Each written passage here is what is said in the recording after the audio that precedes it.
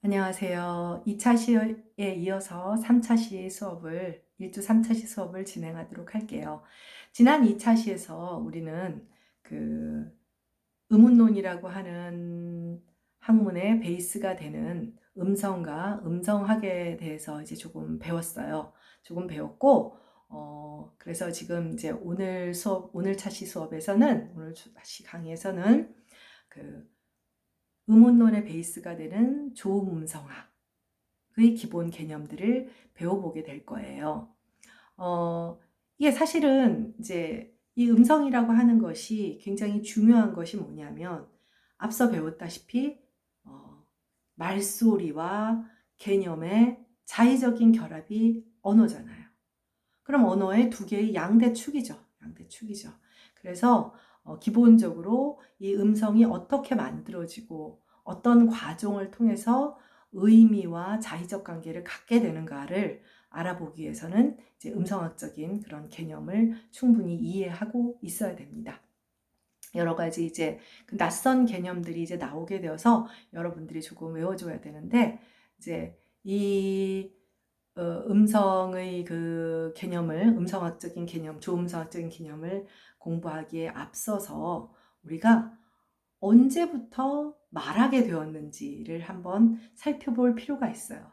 사실은 정확하게 알 방법은 없죠. 정확하게 알 방법은 없는데, 인류학적인 검토에 의해서 대충 이맘때쯤은 인간이 말을 하게 되었겠구나. 여러분들 인류학이라는 학문은 알고 있죠? 인류학이나 고고학이라는 학문은 알고 있을 텐데, 이제 인류학에는 형질 인류학이라는 것과 그 문화 인류학이라고 하는 게 있어요.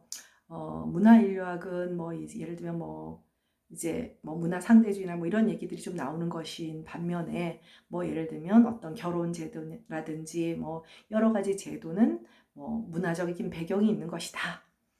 이런 거를 배우는 거예요. 예를 들면 고구려 시대에 형사 취수 제도가 있었다. 형이 죽고 나면 그 형의 부인을 취하는 제도가 있었다. 배경을 알지 못하고 너무 야만적이야 이러면 정말 말도 안 되죠. 문화적으로 그 당시에 전쟁이 많고, 이제 전쟁이 나면은 남자들이 나가서 죽으니까 상대적으로 이제 누가 제일 그 조카들을 잘 키울 수 있겠어요. 그래서 어떤 그런 굉장히 결혼제도의 결혼제도, 그런 결혼제도가 형사취수제도가 야만적이다라고 표면적으로 보고 이해하는 것은 문화인류학적인 관점이다. 그런 선생님도 그 전공자가 아니니까 정확하게는 모르지만, 반면에 형질인류학은 뭐냐면 여러분들 오스트랄로피테쿠스, 네안데르탈린, 호모 로쿠엔스란다, 호모사피엔스, 이런 인류의 그 진화에 관한 연구를 한다든지, 백인, 흑인, 황인들의 어떤 그 인종적 특성에 대한 연구를 한다든지, 이런 것들이에요. 어쨌든 그런 것이 인류학입니다. 그래서 일단 인류학적인 연구 결과에 의하면 이제 인간이 대충 어느 시기부터 말을 하게 되었다. 당연히 말부터 먼저 했겠죠. 그래서 말을 하게 되는 그런 계기가 이제 거기 이제 PPT 자료에 보면 르발라지안 방식의 석기의 등장이다. 이런 이야기가 나오게 됩니다. 말도 어려워요. 네. 그래서 르발라지안 방식의 석기라고 하는 것은 이제 설명을 보면 알겠지만, 간단히 말하면 그런 거래요.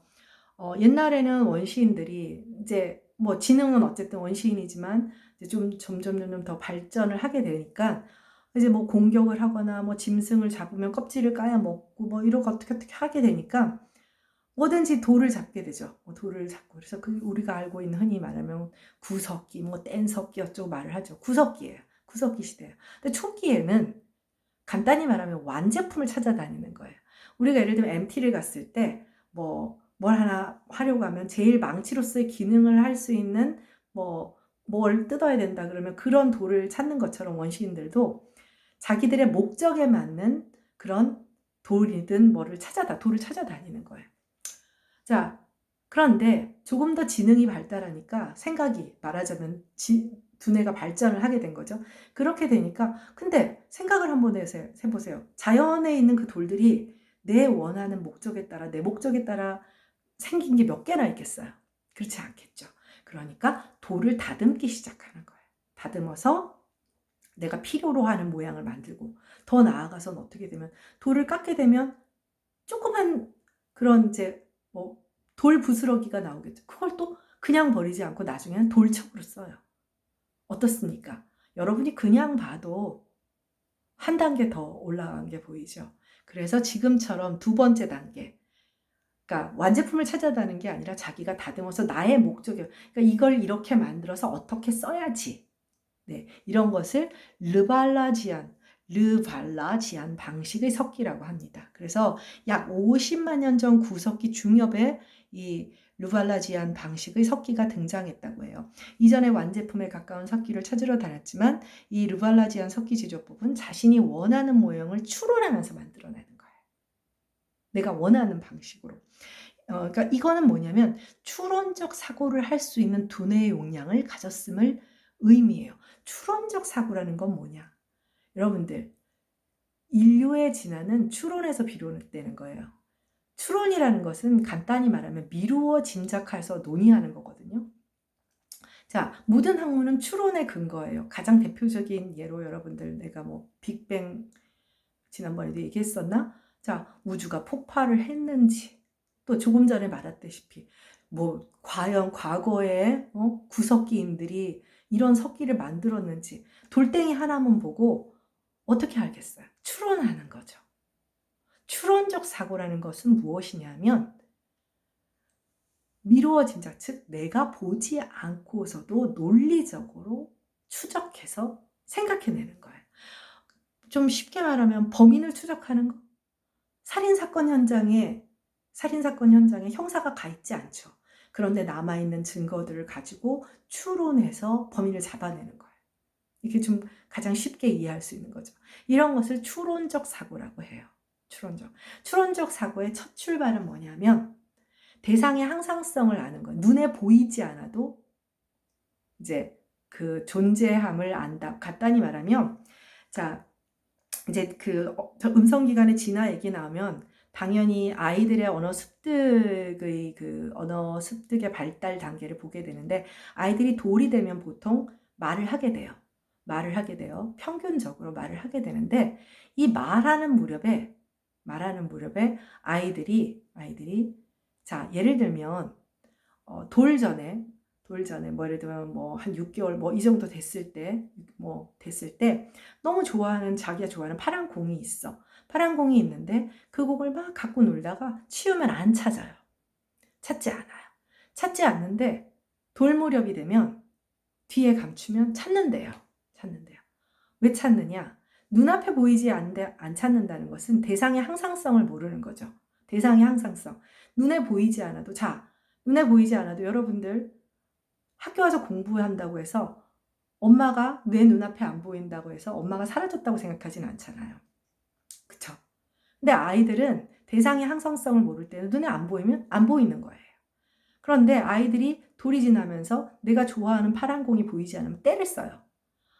드디어 어딘가 내 눈에 보이지 않아도 존재한다는 것을 안다는 거죠. 이게 추론적 사고의 시작이랍니다.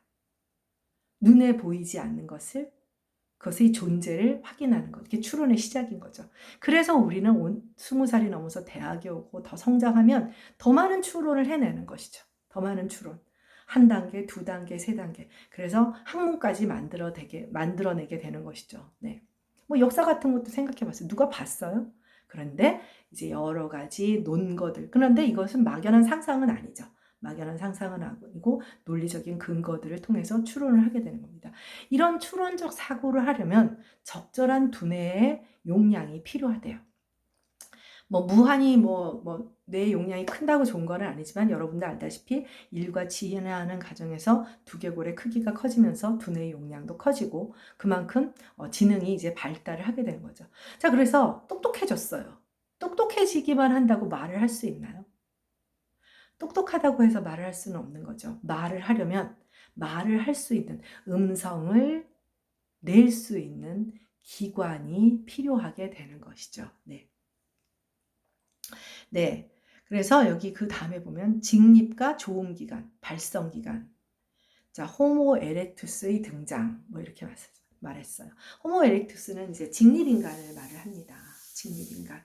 인간은요, 여러분들 아직 젊어서 괜찮은지 모르겠지만 선생님도 벌써 이렇게 강의를 요새 뭐 영상 많이 찍고 오니까 허리도 많이 아프고 그런데 직립을 함으로써 엄청나게 많은 질병을 얻게 되고 또 무서운 질병을 얻게 돼요. 척추질환이죠. 왜 직립을 하면 척추질환이 생길까요? 자, 여러분 알다시피 지구에는 중력이라는 것이 있죠. 잡아당긴단 말이에요. 밑에서 엄청나게 우리가 못 느껴서 원래부터 태어났을 때부터 중력이 있으니까 못 느낄 뿐 엄청난 중력으로 잡아당겨요. 우리는 올곧게 서 있죠. 만약에 네발 짐승은 어때요? 척추가 수평이니까 중력이 골고루 분산이 돼요. 우리는 똑바로 서 있죠? 얘 혼자서 완전히 잡아당기는 힘을 다 견뎌내야 되는 거예요. 인간은 그래서 척추질환을 갖게 됐습니다. 아니, 이렇게 됐으면 뭔가 하나 얻어야 되는 게 있는 거 아니에요? 네. 똑바로 서게 되면서 우리가 후두가, 자, 여러분들 애기들이 기어다니잖아요. 기어다닐 땐 사실 아이고 강아지 아니라 사실 강아지예요. 강아지들이나 이렇게 보통의 그 네발 짐승들, 아기들도 네발 짐승에 가까워요. 칠판 있으면 막 그렇게 재밌게 그려주면 학생들이 재밌어 하는데, 그러면 여러분들이 그림을 한번 그려보세요. 입과 경추, 목뼈가 수평이 돼요. 즉, 목소리를 내는 기도, 즉 다른 말로 성도라고 했죠. 이게 수평이에요. 똑바로 서면 어떻게 되냐면 여러분들도 다 알다시피 조금 있으면 그림을 그리겠지만 기역자 모양으로 꺾어져요. 즉 기도가 꺾어진 거예요. 그리고 후두는 하강하게 됐죠. 여기 이제 밑으로 내려오게 되었어요. 그래서 여기서 성문의 하강이라고 했는데 이 후두라는 연골 조직 안쪽에 성문이라는 게 들어있어요. 너무 급해하지 말아요. 다음 페이지만 다 좋은 기관들의 그림이 나와서 여러분들은 외워야 할 것입니다. 네, 그리고 기역자 모양의 사실은 이제 기도예요. 사실은 기도고 그 기도를 우리가 2차적으로 성도. 그래서 같은 데인데 호흡기관으로 말할 때는 기도라 하는 것이고 그 다음에 우리가 조음기관, 발음기관으로 얘기할 때는 성도, 보컬 트랙이라고 부르는 거예요. 사실 여러분들 척추질환만 가는 것이 아니라 우리가 직립을 하게 돼서 후두가 내려앉아서 성문이 하강하고 후두 속에 성문이 하강하고 기역자형의 튜브를 갖게 돼서 우리가 얼마나 위험하게 됐는지 알아요? 여러분들 우리 인공호흡 알죠? 인공호흡 혹시 훈련 받으러 가본 적 있어요? 자, 예를 들면 우리가 뭐 갑자기 쓰러지거나 이렇게 되면 제일 먼저 하는 말이 뭐냐면 기도확보라는 게 있어요. 기도확보는 뭐냐면 사람이 이렇게 이제 기절을 하게 되면 그러면은 여기에 이제 성대의 안쪽에 이제 후두 뚜껑이라고 하는 것이 있는데 이게 자율신경인데 이제 조정을 못 하게 돼요. 그러면 일단 이제 위에서 식도에서 기도 옆에 이제 음식이 넘어가는 식도가 있는데 식도에서 음식물이 역류해서 기도를 막기도 해요. 기도를 막게 돼요. 근데 그 가장 큰 이유가 기역자 모양의 튜브 때문이에요. 그러니까 굉장히 여러 가지 위험을 무릅쓰고 이렇게 직립을 해서 호흡기관을 2차적으로 진화시켜 발성을 할 수 있게 하는 후두 내의 이제 조직을 갖게 된 이유는 뭘까요? 말하기 위한 거예요. 왜 말을 하나요? 의사소통을 하기 위한 것이죠. 의사소통을 왜 하나요? 좀 더 고등동물로의 진화를 하기 위해서였겠죠. 그것이 뭐 의지의 문제는 아니었겠지만, 그래서 인류는 말을 할 수 있게 되는 그런 진화를 통해서 다른 질병과 위험을 무릅쓰게 된 거예요. 우리 말할 때 정말 감사하면서 또 많은 것을 잃으면서 얻은 것이라는 것을 한 번쯤은 생각해 볼 필요가 있는 것 같아요. 네. 자, 그래서 다음 PPT를 보도록 하겠습니다. 드디어 음성기관이 나왔네요. 음성기관이 나왔어요. 이게 우리 사람의 측면도예요. 측면도입니다. 그래서 여러분들 음성기관의 그림을 하나씩 보면 여러분들이 다 아는 거예요. 인체의 기관입니다. 자, 일단 1번. 1번은 두 입술이죠. 윗입술, 아랫입술. 윗입술, 아랫입술이고요. 두 번째 2번은 이. 네, 이빨은 동물의 이빨이기만 해서 이라고 해야 되는데 선생님도 뭐 이빨 잘 그래요. 그 다음에 3번은 치조라고 되어 있는데 치경이라고도 부릅니다. 치경이라고도 불러요. 자, 지금부터 혀 끝으로 이부터 살짝 훑어보세요. 또돌또돌한 부위가 있죠. 그쵸? 또돌또돌. 우리 뭐 좀 공부 많이 하거나 피곤하면 거기에 퉁퉁 붓기도 하고 그래요. 그쵸? 거기다가 치과에 가서 마취 주사 놓잖아요. 엄청 아픈데. 거기가 바로 치조 내지는 치경이라고 부르는 곳입니다. 그다음에 혀를 좀 더 뒤로 넘겨볼까요? 딱딱하죠? 잘못하면 헛구역질 나올 수 있으니까 조심해서요. 조금 더 뒤로 가보세요. 좀 더 딱딱해지나요? 좀 더 말랑말랑해지나요? 좀 더 부드러워지죠. 딱딱한 부분을 경구개.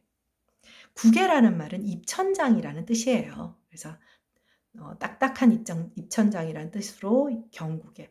뒤에는 좀 더 소프트하죠. 거기를 부드러운 입천장, 즉 연구개라고 합니다. 연구개라고 해요. 자, 그래서 여러분들 4번에 경구개, 5번에 연구개, 그 다음에 목젖. 거울 있어요?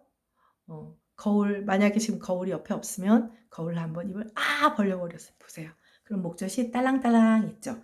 목젖이라고도 하고 구개수라고도 합니다. 구개, 입천장에 매달려 있는 거라 해서 구개수라고도 해요. 여러분들, 우리는 자, 어떤 좋은 기관을 선택하느냐, 음역대를 쓰느냐도 자의적이라고 했죠. 구개수를 사용하는 한국어의 발음은 없어요. 굉장히 보편적이지 않고 특이한 발음인데 바로 불어에 있습니다. 불어의 R 사운드예요. 여러분들 불어와 R 사운드, 불어 발음 예를 들면 상품명도 있으니까 르누와르. 근데 불란서 사람들은 르누와르라고 하면 흐누와 이렇게 발음을 해요. 정확한 발음인지 모르겠어요. H처럼 히읗 발음처럼 들려요. 왜 그러냐면 거의 목구멍 쪽에 있잖아요. 목젖이. 그래서 그게 이제 구개수음입니다. 목젖. 그 다음에 7번이 바로 텅텅 비어있는 커다란 데가 바로 비강. 이제 이 안이 그렇게 넓어요. 그 안이 그렇게 넓습니다. 비강을 느낄 수 있는 방법 지금 알려줄게요. 허밍을 해볼까요? 울리죠? 그곳을 비강이라고 합니다. 근데 거기 고름 차고 그러면 이제 그 축농증 걸리고 그러는 거예요. 코 막히면 거기가 이제 염증이 생기고. 그 다음에 이제 8번은 우리가 다 아는 입속, 구강이죠. 구강입니다. 네, 그 다음에 지금 옆측면이라서 좀 그런데 측면이라서 자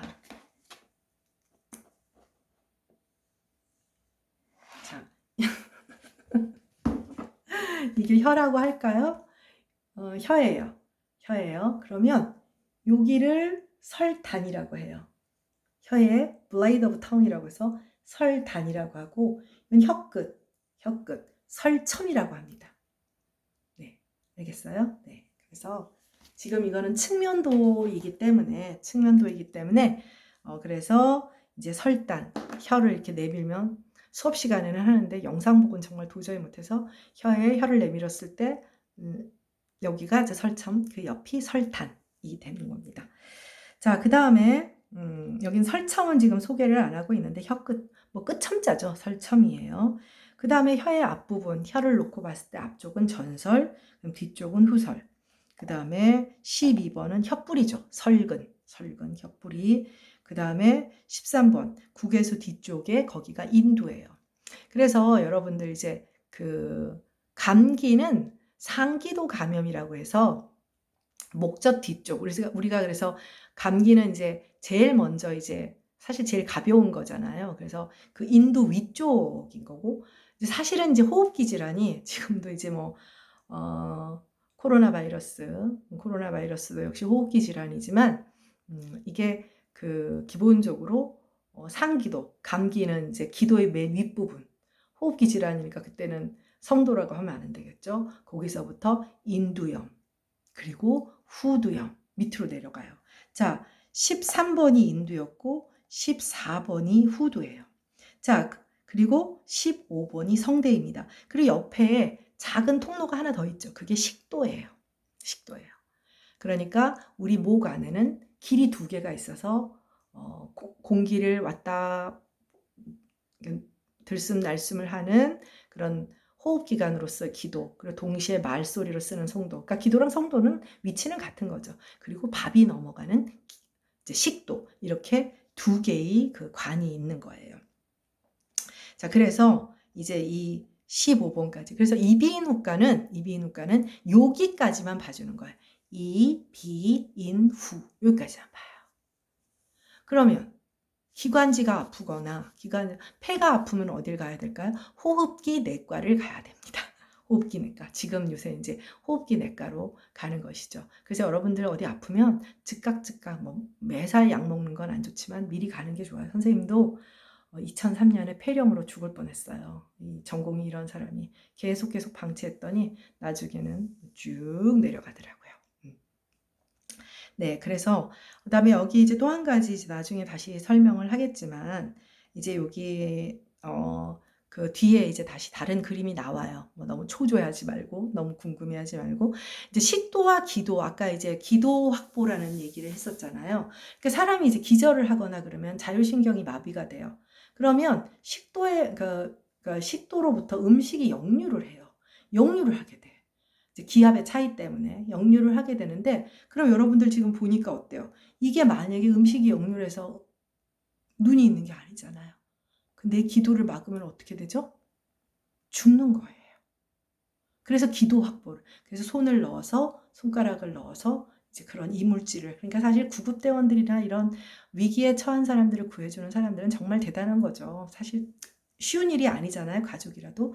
그래서 이게 정말 단순하게 이제 음성 의문론, 음성 기관에 대해서 배우고 있지만 여러분들이 지금 배우는 것들은 이제 해부학적인 용어이기도 하고 실제 병원에서 쓰는 용어고 굉장히 중요한 개념이라고 할 수가 있습니다.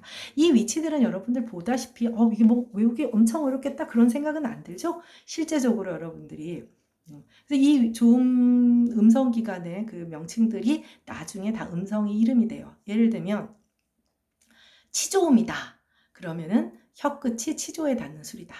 뭐 경국의 음이다. 그럼 뭔지 알겠죠? 혀가 경국에 닿는 소리다. 뭐 이런 소리가 돼요. 뭐 예를 들면 비읍소리, 비읍이라는 한글 자모가 나타내는 소리는 두 입술을 이용하는 소리다. 그래서 양순음이다. 이런 소리의 명칭이 됩니다. 그래서 이런 음성 기관에 대한 명칭은 기본적으로 암기를 해 주어야 합니다. 네. 그래야 나중에 여러분들 이제 발표하게 될 거 아니에요. 그러면 그 논문들을 읽을 때 이 개념들이 이해가 안 되면 그 논문을 읽을 수가 없어요. 교양서가 아니기 때문에. 그래서 지금 기억을 해 주었으면 좋겠어요. 네. 다음 페이지로 가서. 자, 그래서 지금 조음, 음성화, 뭐 발음 막 얘기가 굉장히 많이 나왔는데 조음이란 음성 기관에서 음성을 만들어내는 일을 조음이라고 합니다. 조음이라고 해요. 그래서 음성기관에서 음성이 만들어지는 양상을 연구하는 음성을 역시 조음, 음성학이라고 하고요. 앞서 말했지만 음향학은 모든 종류의 소리를 과학적으로 연구하는 물리학의 한 분야예요. 그러니까 마이크를 만들죠. 우린 뭘 만들지는 못하는데 음성학은 음향 가운데 특별히 음성만을 연구 대상으로 하는 거죠. 네, 음성학은 음향 가운데. 왜냐하면 음향은 아까 우리 맨 처음 2차 시 수업에서 말했던 스피치 사운드가 아닌 모든 사운드. 그렇죠? 예를 들면 여러분들 뭐 아카데미 영화상이든 뭐 대종상이든 음향상을 받잖아요. 그러면 배경음악도 넣고 공포 영화이면 그런 여러 가지 효과음들을 넣잖아요. 그런 것들도 다 음향에 해당하는 거니까 음성학은 음양 가운데 특별히 음성만을 연구 대상으로 합니다. 그래서 음양음성학은 물리학과 언어학의 경계학문이라고 생각을 하면 됩니다. 네, 이번 자시는 여기까지. 다음에 또 봐요.